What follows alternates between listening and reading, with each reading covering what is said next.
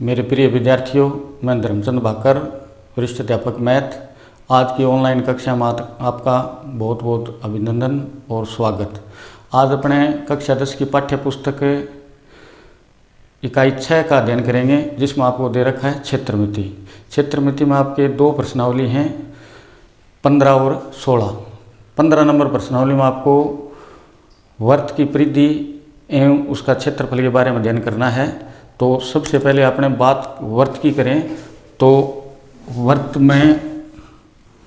की परिभाषा की बात करें तो किसी समतल पर स्तर बिंदु से नियत दूरी पर बिंदुओं द्वारा बनाए गए बिंदु पथ की आकृति को अपने क्या कहेंगे? वर्त कहेंगे। जैसे ये स्तर बिंदु है, ये आपने नियत दूरी ले ली 2 या 3 सेमी, और फिर आप नियत दूरी यानी इस बिंदु से आपको समान दूरी पर रहते हुए बिंदुओं का बिंदु पथ बनाना है। तो ये आपका क्या हो गया? वर्त हो गया। तो इस स्तर बिंदु को कहेंगे अपने वर्त का केंद्र O, और नियत दूरी को कहेंगे अपने वर्त की त्रिज्या R, और ये जो बिंदुओं द्वारा बनाया गया बिंदु पथ है उसको कहेंगे अपने वर्त की परिधि।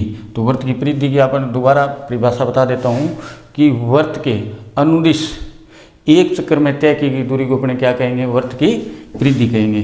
तो वर्त की परिधि और क्षेत्रफल के बारे में आपने छोटी कक्षाओं में खूब पढ़ा है। यहाँ आपको थोड़ी विस्तृत जानकारी कक्षा 10 में पढ़ने को मिलेगी। तो सबसे पहले अपने बात करते हैं वर्त की परिधि की।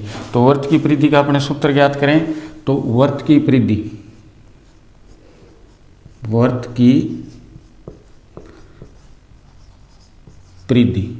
परिधि होती है 2πr। छोटी कक्षा में आपने खूब पढ़ा है सूत्र के बारे में। r बराबर त्रिज्या कोमा और पाई बराबर 22/7। तो पाई का मान 22/7 है। अब कई सवाल आपको ऐसे मिलेंगे जहाँ पाई का मान दिया होगा, पाई का मान जैसे 3.14 दिया हुआ होगा, तो वहाँ आपको 22/7 की बजाय वहाँ आपको क्या काम में लेना होगा? 3.14 भी आपको काम में लेना है। दूसरा सूत्र है, अपने बात करें अर्धवर्त की परिधि।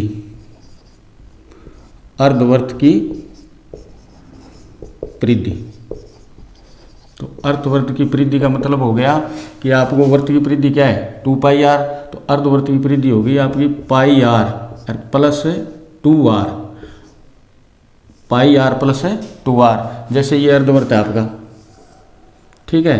तो πr ऊपर और πr नीचे, यहाँ से यहाँ तक, और πr यहाँ से यहाँ तक। तो पूरा हो गया आपका 2πr। अपने अर्धवर्त की बात करें तो यहाँ से यहाँ कितना? πr प्लस ये आपका हो गया व्यास r प्लस r।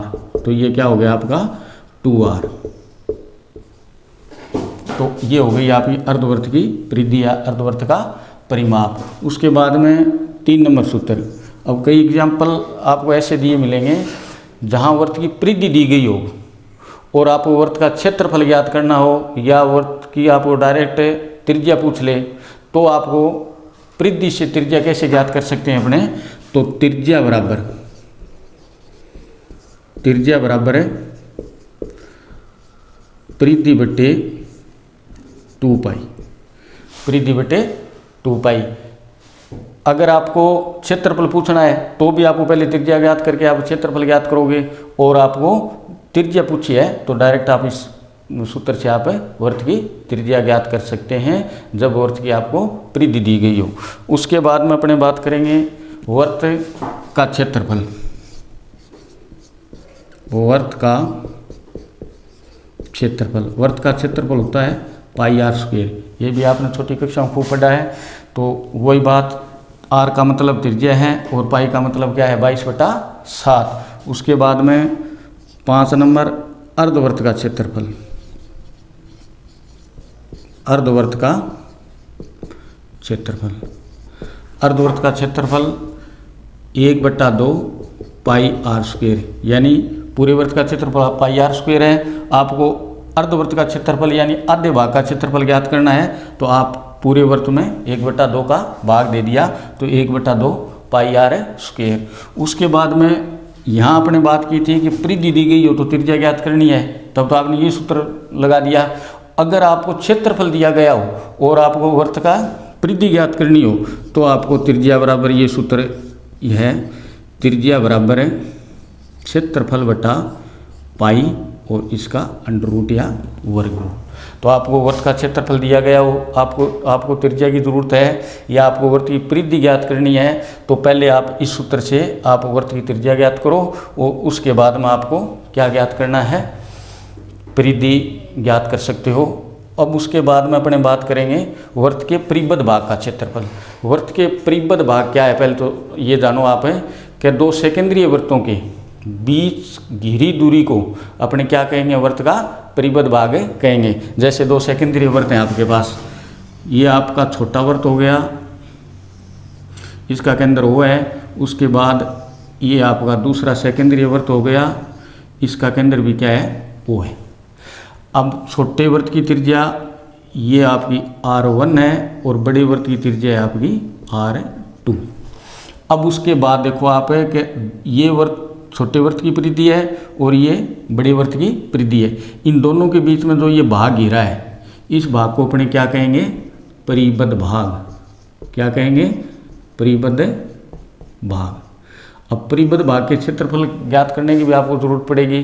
तो अपने यहाँ चित्र में आपको समझाऊं कि इस भाग का अगर आपको क्षेत्रफल ज्ञात करना है तो सबसे पहले आप बड़े वृत्त का क्षेत्रफल ज्ञात कर लो, त्रिज्या यहाँ R2 है, और उसके बाद में छोटे वृत्त का क्षेत्रफल ज्ञात कर लो, उसकी त्रिज्या R1 है।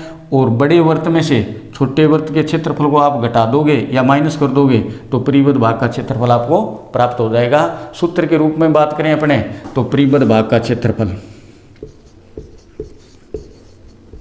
परिबद्ध भाग का क्षेत्रफल, भाग का क्षेत्रफल बराबर pi bracket R1 square minus R2 sorry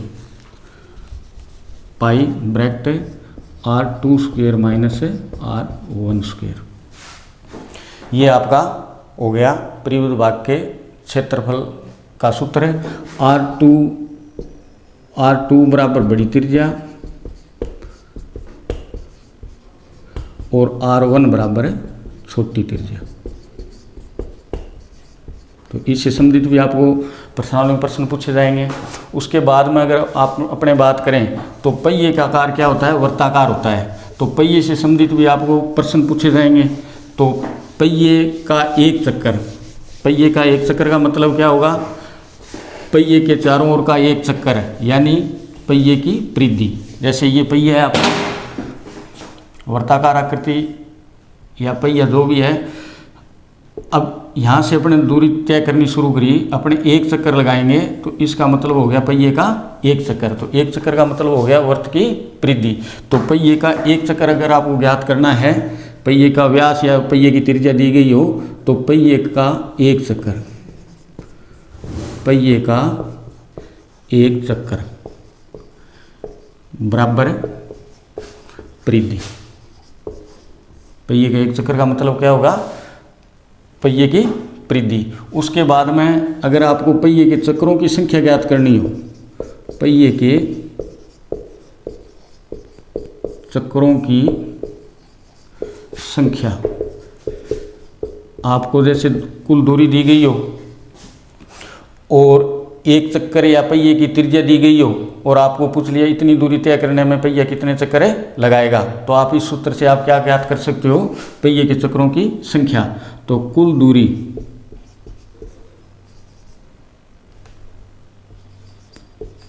दूरी बटा एक चक्कर, कुल दूरी बटा एक चक्कर। एक चक्कर का मैंने आपको पहले ही बता दिया है, एक चक्कर का मतलब क्या होगा, वर्त की परिधि या पहिए की परिधि। उसके बाद में आपको ज्ञात करना है कुल दूरी।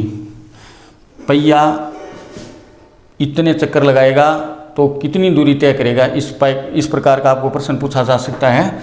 तो कुल दूरी, पहिए द्वारा तय की गई कुल दूरी, पहिए द्वारा तय की गई दूरी बराबर एक चक्कर इंटू चक्रों की संख्या। इस सूत्र से आप क्या ज्ञात कर सकते हो, कुल दूरी। जैसे मान लो आपको क्वेश्चन दे दिया कि एक पहिया 100 चक्कर लगाता है और पहिए की त्रिज्या 7 सेमी है या 7 मीटर है, जो भी है, तो आपको 100 चक्करों में पहिया कितनी दूरी तय करेगा, तो पहिए द्वारा तय की दूरी का ये सूत्र है 1 चक्कर इंटू चक्करों की संख्या। तो इस प्रकार से 15.1 के ये सूत्र आ गए आपके सामने लगभग है।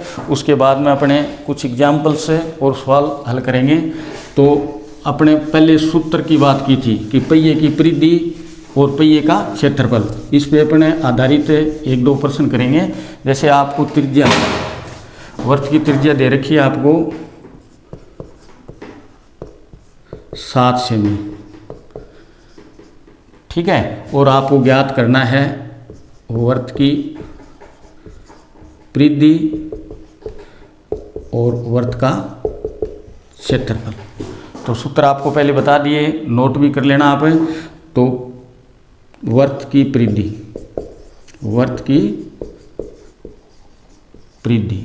की परिधि सूत्र आपके पास क्या था, 2πr। तो 2 इंटू पाई का मतलब आपको बताया था 22/7 और r का मतलब आपको दे रखा है यहाँ 7। तो 7 से 7 कैंसिल हो गया, तो परिधि आ गई आपकी 44 सेमी, ठीक है। उसके बाद में अपने बात करेंगे वर्त का क्षेत्रफल, वर्त का क्षेत्रफल। तो वर्त के क्षेत्रफल का सूत्र आपके पास है πr²। तो पाई का मतलब 22/7 और r आपको दे रखा है 7, स्क्वायर है तो 7 इंटू 7, ये 7 की स्क्वायर हो गई, 7 से 7 कैंसिल हो गया और 22 आता कितने हो गए 154 सेमी स्क्वायर। अब यहाँ देखो, आप यहाँ तो लिखा आपने केवल सेमी और क्षेत्रफल में लिखा है आपने सेमी स्क्वायर। तो क्षेत्रफल से कोई सी आकृति का हो वो वर्ग में होगी, क्यों कि यहाँ 7 से 7 को गुणा किया आपने, 7 7 49 आ गए, परंतु यहाँ 7 सेमी है, ये भी 7 सेमी है, तो semi into semi, semi square. क्षेत्रफल में कोई भी इकाई हो उसका वर्ग आएगा और आयतन में इसका क्या आएगा, घन आएगा। अपने आगे पढ़ेंगे, आयतन पढ़ेंगे, वो बात आगे बताऊंगा आपको मैं। तो ये आपको त्रिज्या दे रखी थी 7, आपको ज्ञात करना था पहिए वर्त की परिधि और वर्त का क्षेत्रफल। तो वर्त की परिधि और ये आपका वर्त का आ गया क्षेत्रफल। उसके बाद में अपने बात करेंगे 2 सूत्र आपको मैंने ये बताए थे कि अगर आपको परिधि दी गई हो और वर्त की त्रिज्या ज्ञात करनी हो या वर्त का क्षेत्रफल दिया गया हो, वर्त की त्रिज्या ज्ञात करनी हो, तो अपने लेते हैं। जैसे वर्त की परिधि आपके पास है 132 सेमी, परिधि आपके पास है 132 सेमी। ज्ञात क्या करना है आपको, वर्त की त्रिज्या। तो आप त्रिज्या का सूत्र लगाओ, आपको पहले बताया मैंने, परिधि बटे 2π, परिधि बटे 2π। तो परिधि आपको कितनी दे रखी है 132, ठीक है, और 2 पाई का मतलब है 22/7। अब 132/2 इंटू 22 और ये 7 चले गए आपके ऊपर। तो अब आप यहाँ देखो कितना आ गया आपके पास है 22, 132 इंटू 7 और 2 इंटू 22। अब आपको इसको हल कर लोगे तो आपको वर्त की त्रिज्या आ जाएगी सेमी। ये कैलकुलेशन आप हल कर लेना। उसके बाद अपन बात करें वर्त के क्षेत्रफल, जैसे यहीं बात कर लेते हैं। ये वर्त का क्षेत्रफल दे रखा है आपको 154 और आपको ज्ञात करना है वर्त की त्रिज्या। तो आपके पास क्षेत्रफल कितना है, वर्त का क्षेत्रफल आपके पास 154 सेमी स्क्वायर। वर्त का क्षेत्रफल है 154 सेमी स्क्वायर और ज्ञात क्या करनी है आपको, वर्त की त्रिज्या। तो त्रिज्या बराबर क्षेत्रफल बटे पाई और इसका वर्गमूल अंडर रूट है।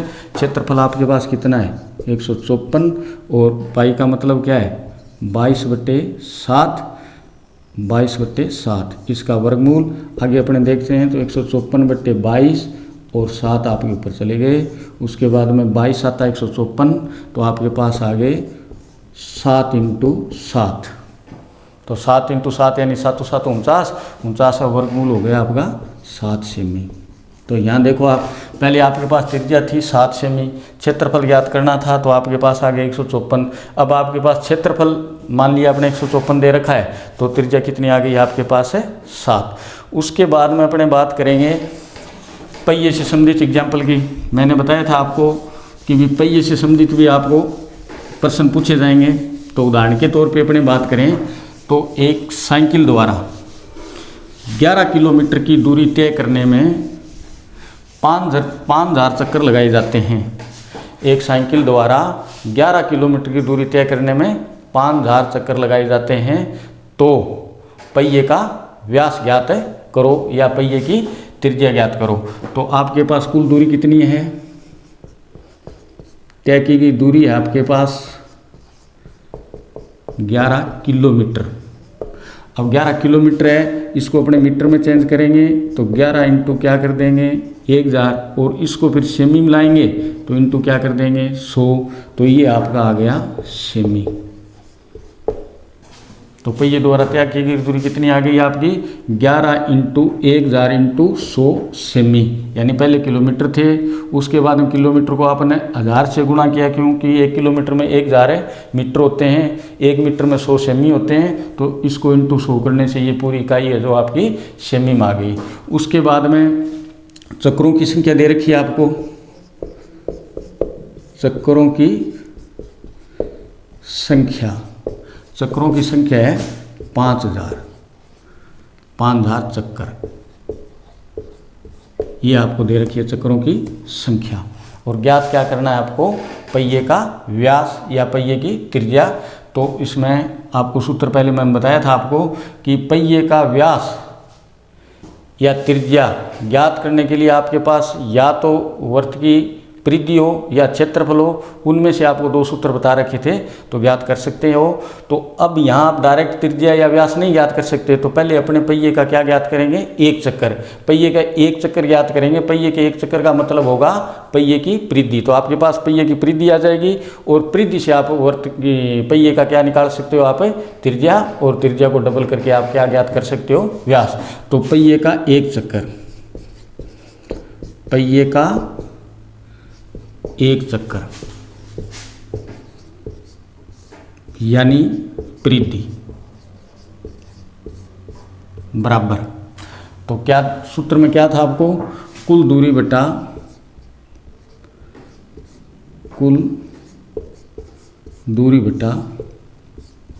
चक्रों की संख्या, कुल दूरी बटा चक्रों की संख्या। अब आपके पास कुल दूरी कितनी है 11 इंटू 1000 इंटू 100 सेमी, और बटा चक्रों की संख्या कितनी है आपकी 5000। तो यहाँ आपने कैलकुलेशन किया तो 3 शून्य है नीचे, तो 2 और 1 3, ये कैंसिल हो गए। और उसके बाद में आपके पास बच्चे 5, तो 20 5 100, यानी दोबारा देख लो 2 शून्य से 2 शून्य कैंसिल, 1 शून्य से 1 शून्य कैंसिल, 5 1 का 5, 20 5 100 और 11 दूनी 22, यानी 220 सेमी। ये आपकी आ गई पहिए की परिधि या पहिए का 1 चक्कर। अब पहिए की त्रिज्या पहले भी अपने ज्ञात कर चुके हैं उसी सूत्र से। तो पहिए की त्रिज्या, पहिए की त्रिज्या, तो पहिए की त्रिज्या बराबर परिधि बटे 2 पाई। ठीक है, परिधि आपके पास कितनी है 220, 2 इंटू पाई का मान 22 बट्टे 7, तो 7 कहाँ चले गए ऊपर चले गए। तो यहाँ आ गए आपका 22 से 22 कैंसिल हो गया, यानी यहाँ आ गए 10 से, और 5 दूनी 10 से, और 7 पंजा 35। ये आपकी आ गई पहिए की त्रिज्या। अब आपको ज्ञात करना है पहिए का व्यास। तो व्यास पहिए का डबल हो जाएगा, तो पहिए का व्यास,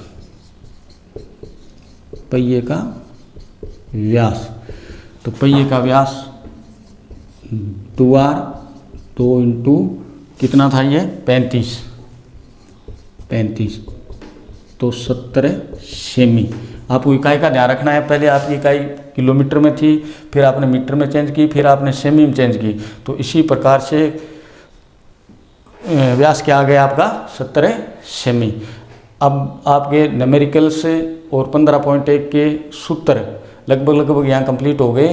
कल अपने अध्ययन करेंगे 15.1 के सवालों पर। तो ये परिधि से संबंधित है, त्रिज्या से संबंधित है, क्षेत्रफल से संबंधित है, उसके बाद में परिवृत्त भाग से संबंधित है। तो जितने भी अपने यहाँ सूत्र लिखे हैं उससे सबसे संबंधित है आपको प्रश्नावली में प्रश्न पूछे जाएंगे और इन सूत्रों के आधार पे अपने प्रत्येक क्वेश्चन का हल निकालेंगे। धन्यवाद।